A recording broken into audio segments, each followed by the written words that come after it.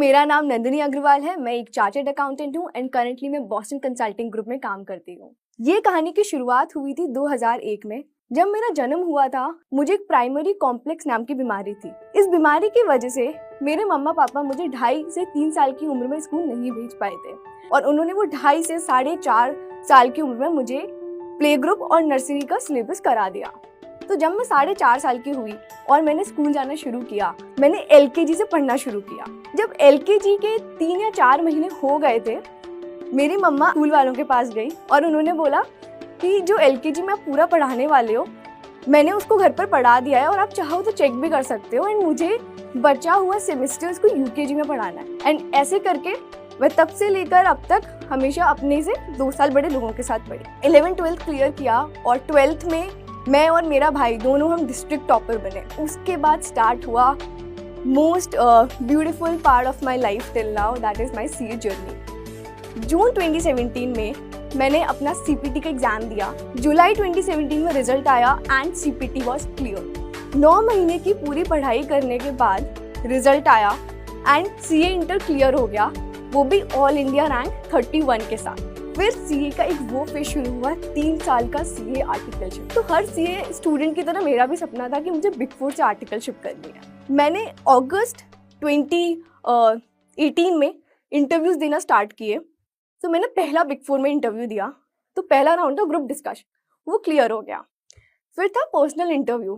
Personal interview जब मैं देने गई तो मैंने सामने से पूछ लिया कि मैं एक माइनर हूँ, तो hope that would not be a problem. और उन्होंने बोला नहीं, ये तो हमारी कंपनी के पॉलिसी के अगेंस्ट है। मैंने सोचा ठीक है, पहला इंटरव्यू था, नेक्स्ट तो कहीं पे हो जाएगा।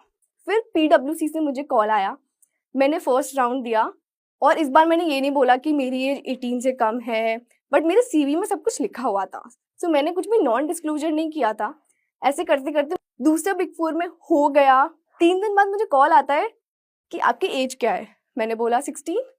उन्होंने बोला कि आपकी एज के लिए हमें चेक करना पड़ेगा वेदर हम आपको ले सकते हैं कि नहीं ले सकते। तो मैं बहुत परेशान थी। उसके बाद सितंबर में मैंने एक और बिग 4 में इंटरव्यू दिया, वहाँ पे मेरा सिलेक्शन हो गया। बट 4 दिन हो गए, ऑफर लेटर नहीं आया था। मैंने सामने से HR को फ़ोन किया और पूछा कि मुझे ऑफर लेटर क्यों नहीं आया है।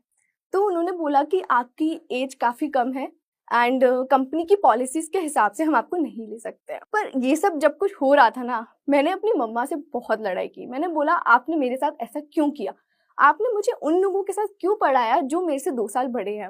ये सब करके क्या अचीव हुआ, अब मेरे तो 1 साल 2 साल बर्बाद हो जाएगा, मैं क्या करूँगी। मैं बहुत रोई। बट बाय गॉड्स ग्रेस मुझे सितंबर एंड में कॉल आया PWC से कि हम आपको ले सकते हैं एज एन आर्टिकल। हमने चेक कर लिया ICAI के साथ। आर्टिकलशिप चली 3 साल। फिर दिसंबर 2020 में मैंने CA फाइनल की लीव्स शुरू की।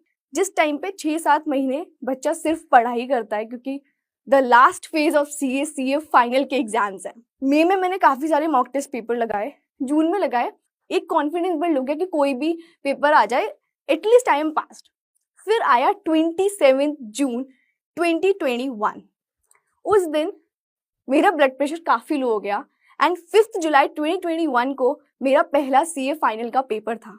एंड मुझे ऐसा लगा वेदर मैं अपने सारे एग्जाम्स लिख पाऊंगी नहीं लिख पाऊंगी। और ऐसे करते करते मैंने अपने पेपर्स लिखे। 5th पेपर जब मैं लौट के आई तो ऑलमोस्ट मुझे चक्कर आ गया था and I couldn't stand from my bed. मैं डॉक्टर के पास गई, उन्होंने बोला मैं आपको सर दर्द के लिए कुछ भी नहीं कर सकता एंड आपका जो सर दर्द है वो स्ट्रेस और एंग्जाइटी की वजह से है।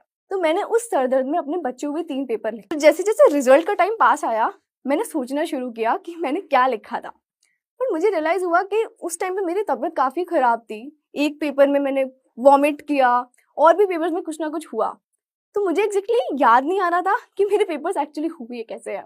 मैंने सोचा जो भी किया है मैंने अपना बेस्ट कैपेसिटी में किया है एंड लेट्स सी रिजल्ट्स में क्या होता है। एंड 13 सितंबर द रिजल्ट डे, रिजल्ट आया and the headline was 19-year-old Nandini clear CA with all India rank 1।